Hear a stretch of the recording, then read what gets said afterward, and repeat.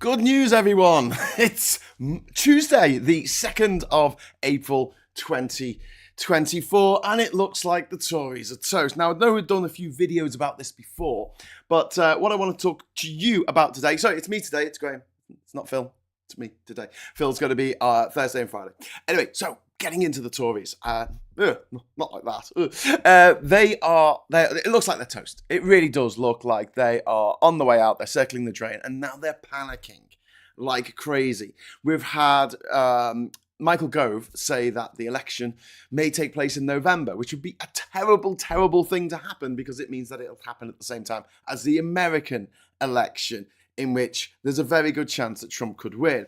We've had some news this morning, not great. Trump has actually managed to pay his $175 million bond. That was reduced last week for some reason. That was never really given from the $464 million he was supposed to pay and couldn't pay. He was given an extra 10 days to pay it and less than half of what it was that he had to pay. I mean, would that happen to you or me if it was a parking fine? I don't think so. But, you know, well, it's not great. But there's a lot of the Tory top brass saying, we can't wait that long. And yeah, they've got to kind of balance these things. First of all, there's some Tory MPs who have spent more than they earned, let's just say that, over the last few years, because they thought that they were going to be in power for at least a decade after the monumental collapse of the Labour Party in 2019, which led to the Tories taking a majority of 80 seats, 80-seat majority. And if you had told me in 2010 that the Tories could possibly ever win an 80-seat majority ever again, I would have laughed in your face. But then, you know, things happened. Let's not get into that too much today. But the point is, they thought they were set. They thought they were set for the whole of the 2020s. They thought, that's it. You know, we're in power for the next 10 years, next decade. It's going to be wonderful. And yet it hasn't transpired like that. And there's been a few reasons for that. One of which is COVID. Another one is Ukraine. But and the big overarching thing is Brexit. But more than that is incompetence. And this is what the bane of the Tories' existence is. They're very good at jingoism, boosterism, at making people feel good about being a racist or being horrible or being an anti-Semite or being a Islamophobe or being a bigot in general. They're very good at making people feel good about those things. However, when it comes to actually competence of being able to run a government, run a company, run a bath, they don't know what they're doing. They seriously do not know what they are doing. And it is cringe. It's absolutely bloody cringe what they've done. I mean, cringe is a bad word for it, isn't it? When they try now to be boosterist, where they're trying to do that Boris Johnson bullshit of like world beating, world dominating, and everyone can see that it's a lie. It's a transparent lie.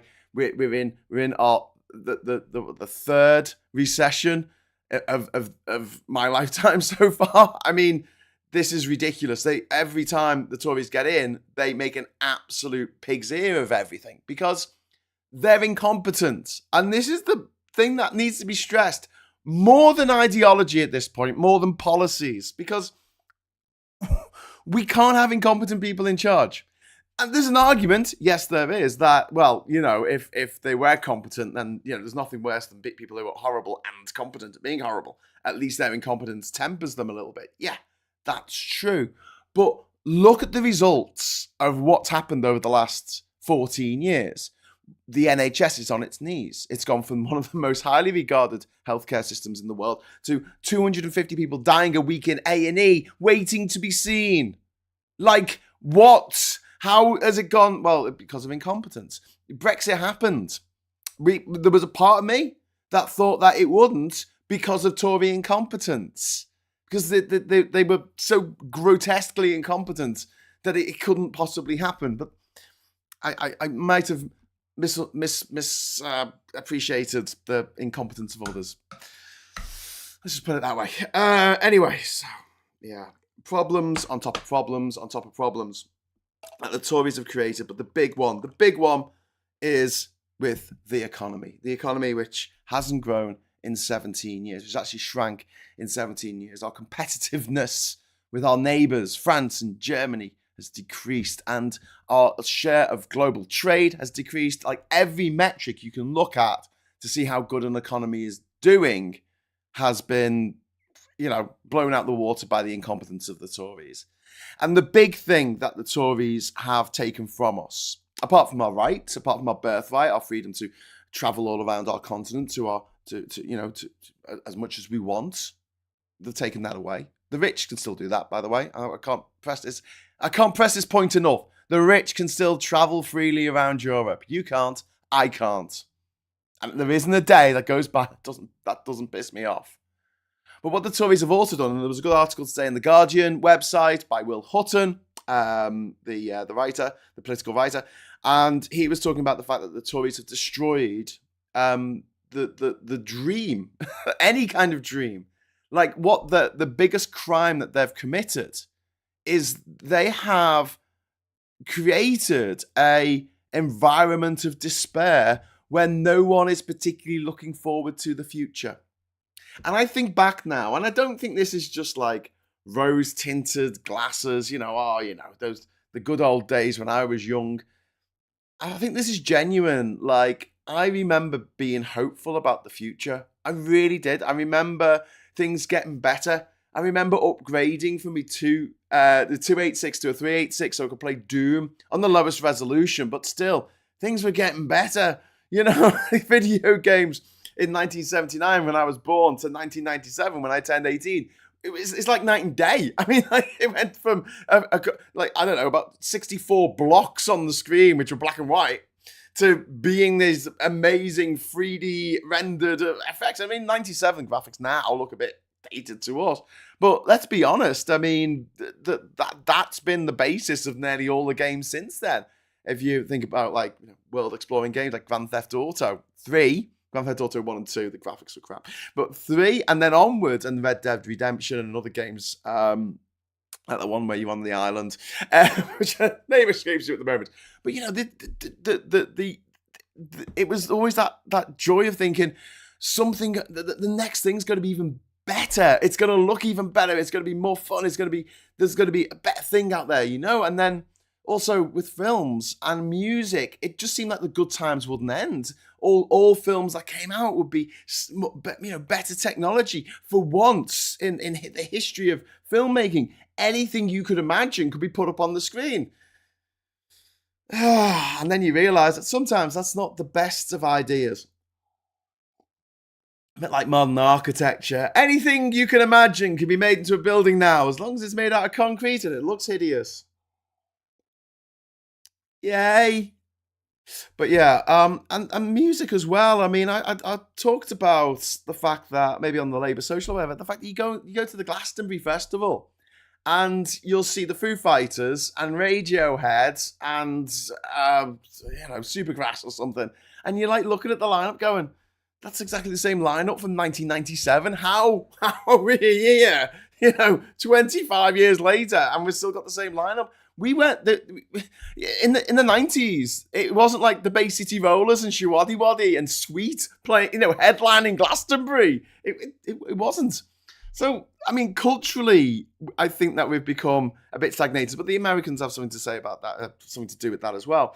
But then politically, what's the way out for us? What is it that gives us hope? And I was thinking of this last week when I was at we had this Rejoin March in Liverpool, and it was great. I mean, the weather was awful. It was organised by a young woman called Kira who, went out of her way to make this thing happen because she's pissed off because she wasn't old enough to vote in the referendum, and as a result, she had her freedoms and her rights taken away by an older generation of people. Not all old people, just older, just everyone over the age of 18. Let's just throw them all into one group and say they, as a collective, 52% of them voted to take her rights away and to split up families and to create economic instability for the next couple of decades. Great, well done. When I was thinking about hope, I was thinking, what gives us hope? What is it now? What have we got? We've got no kind of American dream, the British dream. It might have been in the past to go and retire in Europe. That's been taken away. Might be in the past to own your own house. That's been taken away. Might be in the house to retire. That's been taken away. We're not going to retire. My generation's not going to retire. Most of us. We haven't got the money. I've got no savings. You got savings? I mean, seriously, like, if you have, super chats are open. But like, it's that thing of like, okay, we need some things to look forward to. So, to that end, I just thought this morning, Tories a toast. That's something to look forward to. As Super Tansky never tires of pointing out, watching Tories cry in a leisure centre at 2 a.m. is never going to get boring, even if you have to watch that spectacle happen dozens and dozens of times on the night of the election. The potential of the Tories being destroyed gives me hope, like actually destroyed. 1993, Canada, the Conservative Party of Canada was decimated, taken down to two seats in the Parliament there. And as a result, in Ottawa, and as a result, a few years later, the Tory party, the Conservative Party in Canada was no more. I just think about that. And it is interesting that when I type in, hey, this is a once-in-a-lifetime opportunity to destroy the Tory party, I suggest we take it in this country. The people who kick back the hardest are the people who claim to be left-wing. No, we can't do that. No, we need the Tories. Well, why? Why can't the Lib Dems be the opposition? Why can't the SNP be the opposition? Why can't we drag the Overton window kicking and screaming towards the centre-left for a change? It's been on the centre-right since 1979, and I'm a bit sick of it. And it's just creeping righter and righter and righter. Today, the front cover of the Sun newspaper, which I never show on this channel because I hate it and it's scum, from Liverpool. And I don't think anyone should read it, but, you know, some people do. It was whining about the flags on the Olympics kit for the 2024 Olympics in Paris. That's what they were complaining about. Like, seriously, that the colour of the kit was wrong. It's something that we've done now for over 20 years with the Team GB kit is we play with the flag. And, you know, it's obviously the British flag, but just slightly different colours and designs and stuff. But that's what they're upset about on the Sun. And that's all they've got left. Culture war bullshit, flags, flag shagging. It's so embarrassing. It's so... I cringe. I cringe for them. I mentioned cringing. So there you go. There's some things to look forward to, though. We've got the Tories being annihilated, the Tories being wiped out, despite the hard left seeming not wanting that. I'm saying, no, that will give Labour too much power. We can't give Labour too much power. You don't know what they'll do. Doesn't matter. Yeah, a little bit of information for you. It doesn't matter if your majority is 80 or 180 or 280. You can still do all the laws you want to do because that's the way it works. That's how the Tories forced Brexit through with the help of Labour at the time. Let's not get into that. That's how they changed the election rules to say that they could choose when they're going to have elections. They backheeled the fixed term election act, which meant that they basically had to have an election every 5 years, and it was a term set by Parliament. No, we're not going to do that anymore. We're going to do it when it's most advantageous for the party in power, like we used to before 2011.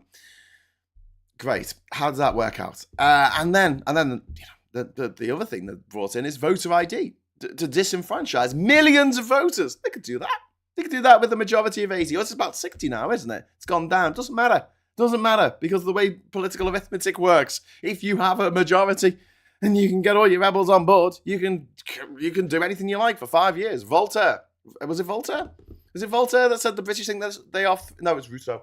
Jean-Jacques Rousseau said the British think themselves as free because they have elections. But the reality is, they're only free for 1 day every 5 years when they have an election. And then you're basically in an elected dictatorship for the next 5 years. I mean, it's not quite a dictatorship. You won't get put in a gulag for criticising the leaders. Not yet, anyway, on the Tory side. But the fact remains that they can do whatever the hell they like. So, it doesn't matter if Labour have a small majority or a large majority in terms of being able to pass policy, right? What does matter is the crushing defeat of the Tories in this next election, which is what I'm looking forward to. Because then that opens up things that need to happen that I'm looking forward to. Okay, so in the next few years, right, I want to see PR, press reform, PR, proportional representation. I want to see UBI rolled out across the country. You know, I'm fed up with these little test things where we go, oh, should we test UBR in Wales? Should we test it in Finland? Should we test it in Scotland? Everywhere they test it, it turns out to be a really great success. Just give people money so they can live and then let them flourish. Let them do what they want to do. I'm sick and tired of people telling me what work is when it makes no sense to my brain when you say that tending your own garden isn't work, but tending someone else's garden, that's gardening, that's a job. Doing your own dishes is not work. Doing someone else's dishes is work. Looking after your child is not work. Not really. But if you look after someone else's child, that's work. You're a childminder. You can charge a lot of money for that. Okay. That makes no sense to me. It all seems like work. Like, if you're going to call one thing work, it's the same thing. Whether it's your own property that you're working on or whether it's your own child that you're spending time with, that's something that you're choosing to spend the time on this planet doing. And I think that we should have a system in which basically, if you just want to look after your kids, that's what you can do. If you want to start a business and you're not rich, you're not born with a silver spoon in your mouth, you can do that. You can absolutely do that. You can't at the moment in the UK. Nearly all of our self-made millionaires went to private school and had, Uncle Jimmy give them a small business loan of, £100,000 to get the buy their first pub or start their first record, get their first record out into the shops. Loans that you wouldn't get from a bank if you were you or me, because we've got no collateral to put it against. You need money to make money. But if the fear of being thrown out on the streets or losing access to your kids was taken away from you as a result of universal basic income, in which everyone gets 12 grand a year, that's it. That's just the standard. Anything you earn over that, you pay tax on that. Anything, any work that you do that you get paid for, you have to pay tax on that. That's the simplest way of achieving this. Obviously, there'll have to be other things put in place at the same time. This isn't a panacea. It's not going to fix everything that's wrong with society, but it will go a long way to fixing the desperation that people feel. It will give them some kind of hope. If you want to try your hand as an actor or an artist or an entrepreneur, those doors will be open to everyone instead of the upper elite. And don't forget, everything that we have in this country, our property laws, our tax laws, they are there for one reason and one reason alone, and that is to protect the money for the super rich, the aristocrats, the gentry, the lords and ladies of the manor. It's to protect their wealth that they've got from slavery and piracy and all kinds of nefarious acts back in the day, and they want to preserve that wealth, pass it down through generations and not pay any kind of property tax, capital gains tax, inheritance tax. They don't want to pay it. Simple as that. And then the last thing to look forward to, well, not last, there's lots of things to look forward to, but the big thing that I've got to look forward to, I mentioned press reform. Let's just say it. The end of the Sun. The end of the Mail as a newspaper. It will continue online, I have no doubt about that. But the end of the Sun, like the last copy of the Sun, and we can steal it and then throw it on a bonfire and go, that is done. It is over. It is over. Kelvin McKenzie and all those little beady-eyed scumbags who have edited that rag over the years. I don't know, they can go and get a proper job. I don't know. Cleaning the fatbergs out of the sewers. But the other thing that I'm looking forward to, the last thing, which I'm going to come to in a moment, because Puddinator and Martin Jones have put in Super Chat, so I will refer to them first, and then I will... thank you very much to Puddinator. Our best bet for PR is vote doesn't stop the Tories. Maxing out the tactical vote gives them maximum bargaining power, and any majority over 50 seats doesn't give Labour any extra power. Exactly, Puddinator. Thank you very much. That's exactly what I meant when I said it doesn't matter whether they win by 30 seats or 130 or 230. They've got all the power at that point. Tactical voting means that the Lib Dems will have a much stronger hand, hopefully be the second party, because they are centrist. And I'd rather have a centrist opposition than a far-right opposition in the Tory party. And then Martin... Oh, sorry about that. That was the wrong thing. Wipeout ain't going to happen. Labour don't believe it's possible, so aren't trying in some very winnable seats. Very disappointed. Well, we're trying. We're trying to make sure that they are wiped out. But like Labour have got a list of seats that they're not targeting. And they've given that list to everyone, but, particularly to the Lib Dems, to say, here's the seats we're not targeting. Which, makes sense, right? Right? To just give them because that's what we did in 97 and non-aggression pact. Said, hey, you take these seats, we'll take these other seats. So thanks very much for the super chat there, Martin. Anyway, the last one, which obviously I was going to come to, rejoining the EU. That is something that should give everyone hope in this country, a hope that we can regain our place in the European Union. And it won't be easy. I'm acutely aware of the obstacles that lie in our path, but anything is possible. Anything is possible. And yeah, it might mean us changing our electoral system. Well, it's something that we need to do anyway. It might mean having to get rid of the House of Lords. It's something that we need to do anyway. It may mean bringing in PR. It's something we have to do anyway. It may mean restructuring our economy so it doesn't all go to London and everywhere else is dirt poor. The levelling up funds that haven't emerged. Levelling up has cost us money here in Durham because we've had to apply for this money and we haven't got it. We spent over £1 million applying for this money that we haven't got. Tories, Damien, thank you very much. For your swear box, say, fuck the Tories. Okay, I've just done that. Thank you very much for the super chat there, sir. Gary in the chat there saying, yes, I was homeless in 2008. Thank God Labour was still in power. Yeah, I mean, there's a lot of situations now that are going on with the Tories being in charge that are just absolutely beyond. Almost like if you had someone who fell into a coma just before the election in 2010 and woke up today, and you're like, there's now 14.4 million people living in poverty. 1 in 4 children living in poverty in the UK. They'll be like, what? What happened? The Tories happened. That's what happened. The Tories happened. It's not just, about moving the Overton window why I want the Tories destroyed. I want them destroyed as punishment. It's justice. Here's what happens when you screw a country up this bad. I think this should happen across the board. People should go to jail for this kind of stuff. We're not going to see that happen because the rich don't go to jail. They get away with everything. They can say, there's a new law, they're saying not to hate people. Well, watch this. Hate.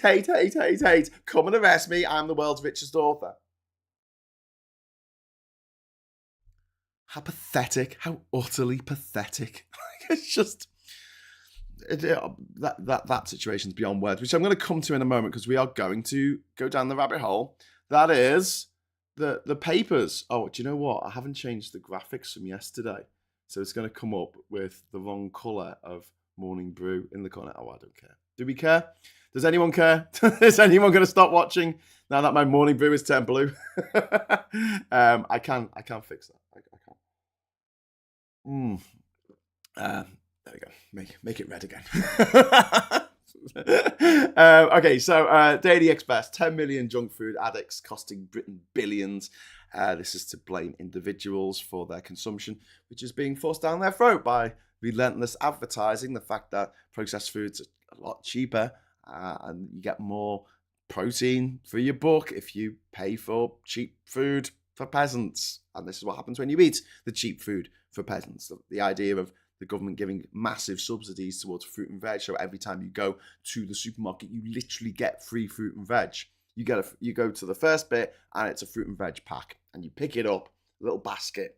You pick it up, you put that in and that's free. And it's paid for by the taxpayer. I'm quite happy to pay for that. I am more than happy to pay for lettuces, which outlast Liz Truss, and for carrots, and for broccoli. I'm not going to go through a load of vegetables here, but basically, you get a load of vegetables for free, just for going to the supermarket.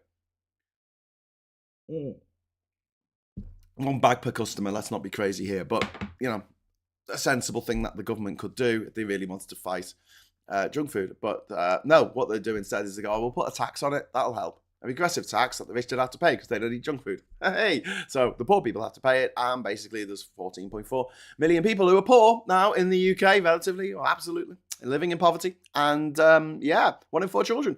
And that's why the average height of 5-year-olds and 6-year-olds in this country has decreased. It's actually decreased, like in Victorian times, because malnutrition. not getting enough nutrients from the food that they eat because these bastards have been in charge for 14 years. Anyway, there's a story here about the Iranian general who's been killed as Israel bombs consulate. I think that was in Syria. Arrest me, J.K. Rowling challenges police over hate speech law. I mean, just how childish. I've said this a load of times, but like, if I had her money, do you know what? I'd just sit on a beach and just, I don't know, write stuff maybe. Just sit on a beach on a hammock with my laptop, a little solar panel on my laptop, and I just write, drinking pina coladas, having parties every night with my friends on the beach, have a barbecue, you know, just have some music on, just relax, just chill. No, she's there on Twitter. I hate trans people.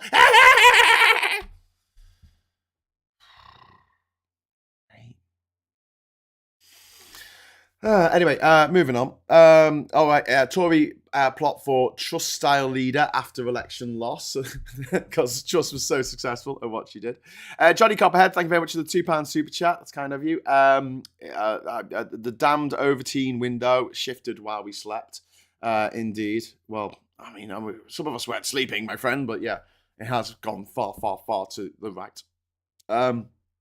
As we'll see on the front cover of some of these newspapers. This is the GP appointment scandal. This is on the front cover of the Mirror newspaper, and the number of patients waiting more than a month to see a GP has soared by up to 79%. Waiting a month to see your GP? Do you know how hard it is to get men to see the GP at the best of times? Men are like, I don't need to see the GP. I'm fine. I'm sure it's nothing. I'm sure it's not. I'm sure it's getting bigger. I'm sure it's nothing. It's not. It's getting bigger every day. You really need to go see. Okay, finally, I'll go and see the GP then. Oh, I can't see the GP for a month. I'll just sit here while this thing is getting bigger, and I don't know what to do about it. And the stress of it is probably making it worse. But you know, the NHS under the Tories. This is the NHS. This is the Tories. This is the Britain the Tories want because it exists right now. This is it's not the future that the Liberals want. It is the reality, the lived present of everyone here in this country is the Tory dream. We are living the Tory dream, and it's a fucking nightmare. Let's just be honest about it. Sorry for swearing there. For any kids watching, then some new words. And then Braverman criticised the UK for regressing support for Israel. We just sold them a load of weapons, so I don't know what that's about. Oh no, it was America that sold them. Well, we continue to sell them weapons, but yeah, whatever. Braverman, she's just a horrible, horrible person. And number 10 backs Rowling as she dares police to arrest her for her anti-trans tweets in which she called a lot of trans women men because she's a child, I guess. A horrible one at that. She's one of the evil characters from her books. Mrs. Umbridge, maybe. Miss Umbridge. Arrest me, defiant of J.K. Rowling as she dares police over Scottish crime hate law. This is the Mail. This is the right wing. This is the, they love this. Culture war bullshit. Tories accused of zero progress on half of levelling up goals laid bare. This is the Tories, as I was saying earlier, the levelling up. Absolute con. Absolute freaking con. We need to scream this from the rooftops. It is a total con. And then there's a bloke about a seagull because, I don't know, the Star. Economy will not be enough to save Sunak, Tories warns. That's on the I newspaper, which is discussed this morning, actually. The Tories are going down. It's not enough to save Sunak, and even if they have a change of leader, it's going to make no difference now. They're in a lot of trouble, and the longer they leave it, the worse it could possibly get. Record migrant arrivals already, and this is another thing. There's another goal for the Tories. They were going to bring down people coming over in small boats, and the Easter crossing takes total over 5,000 for the year up to now. I think 5,000 people have come over in small boats, which Rishi Sunak said he was going to stop. Imagine your sheriff strolling into town and saying, I'm going to stop all these murders. And within 3 months, there's 5,000 murders. And you're like, okay, I don't think you did very good at stopping those murders there, Sheriff. I think we should get another sheriff in who might actually do what they say they're going to do. I don't know. Maybe. And then Turkish opposition's emphatic win in big cities deal heavy blow to Erdogan. This is the news from Turkey, in which the local elections have benefited the rivals of Erdogan over there because he's a gobshite, which is there you go. Michael saying, if I had the money, I'd donate to Labour Station. Thank you very much, Michael, for the thought, though. That's what counts. It's also worth noting that the vast majority of Tory benches are actually landlords. Yep, worth mentioning as well. And we're the only country in the world that has leasehold on properties. So what? You don't own the land? No, you own the house, but not the land. Okay, so and then you have to pay a service charge. What for? Servicing. Yeah. 99-year lease. I in fact thought that I had to go to hospital for because the doctors kept cancelling every appointment I made. That's horrible, Duke. I'm so sorry that happened. Christopher says Police Scotland should take action. Make her a massive example, using her arrest me taunt as a sign of her hate speech intent. Yeah, I mean I don't see much difference between Tommy Robinson and J.K. Rowling these days. I never thought I'd say that sentence, but here we are. Britain in 2024, you've got Tommy Robinson being horrible to people who are Muslim and going, arrest me. If this is a crime, arrest me. And then you've got J.K. Rowling being horrible to a different minority, trans people, and just being horrible to them for no reason. Like, literally done nothing to it. She wrote a big essay about how she was the survivor of assault by a man. Not by a trans woman, by a man. And therefore, that's why she hates all trans women. And again, this is like that thing of there's someone being mugged across the road and they say, help, I'm being mugged. And you go, I'll help. And you punch the person next to you on your side of the road. They're like, why did you punch me? And you're like, I'm helping. You're really not. You're really, really not. It's a weird timeline, says Leanne Scott. It is indeed. Imagine J.K. Rowling having to disclose a hate speech conviction at every book tour. Why is she destroying her legacy like this? Do you know what I mean? Like, I mean, even if I was boiling up with hatred for trans people, which is kind of weird to start with. It's like hating gay people. It's like, why? Because they're doing it wrong. But it's their lives. Yeah, but what about these gay people who commit crimes? All people commit crimes. You know, what? Are you gonna like put pictures of black people who have committed crimes online? Are you, Joanne? Are you? And say, oh well, you can't trust black people. I don't want black people using my toilets. Here's a woman who's black who did something awful, and she's in jail now. I don't want her pissing in the next cubicle as me when she's on parole. Oh, so you want segregated toilets, do you? Oh, that's interesting. That sounds a bit, like apartheid. Separate toilets for certain people.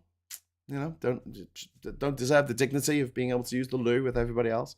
When did this become a thing? I don't know. 2016, according to Rachel. Hi, Rachel. 2016, it became a thing. It's like in 2010. Nobody cared about the EU.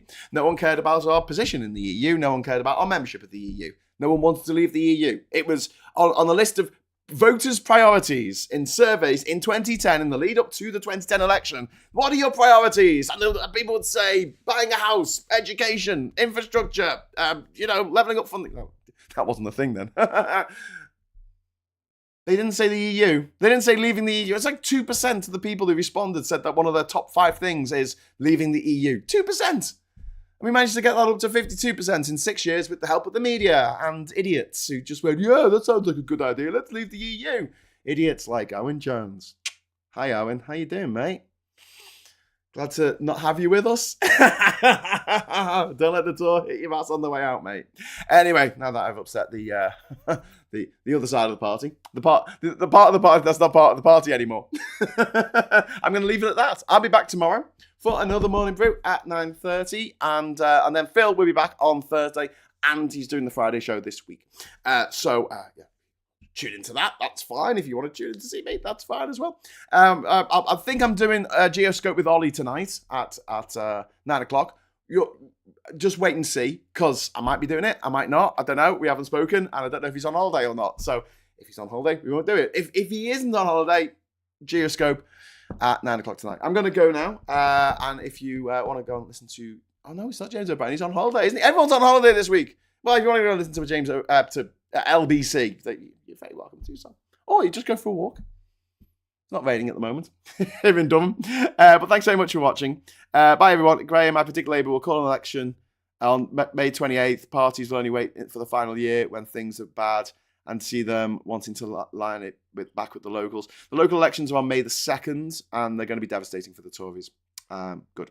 Nick and Div says, rolling will be in the dustbin of history soon enough. Some other books will take over the pot of stuff, and a legacy will be a grim reminder of a hatred. I don't look at Dahl books the same way now. Yeah, I was thinking about Roald Dahl, but here's the difference, right? And this is no way to defend Roald Dahl and his anti-Semitism.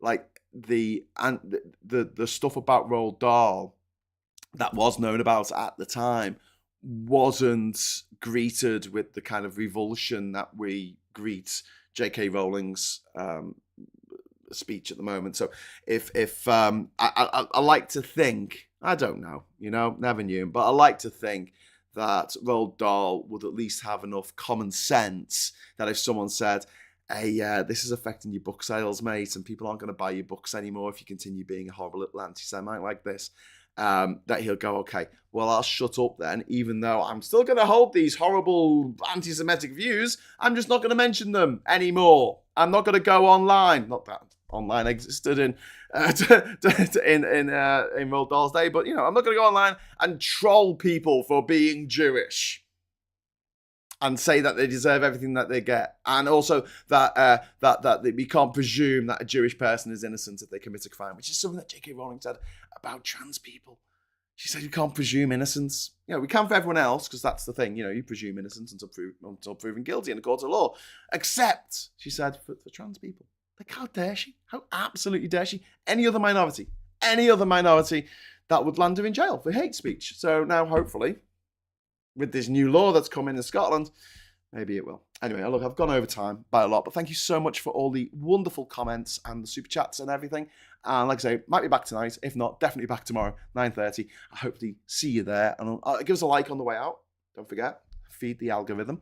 And until next time, I'll say hello, good evening, welcome, and goodbye.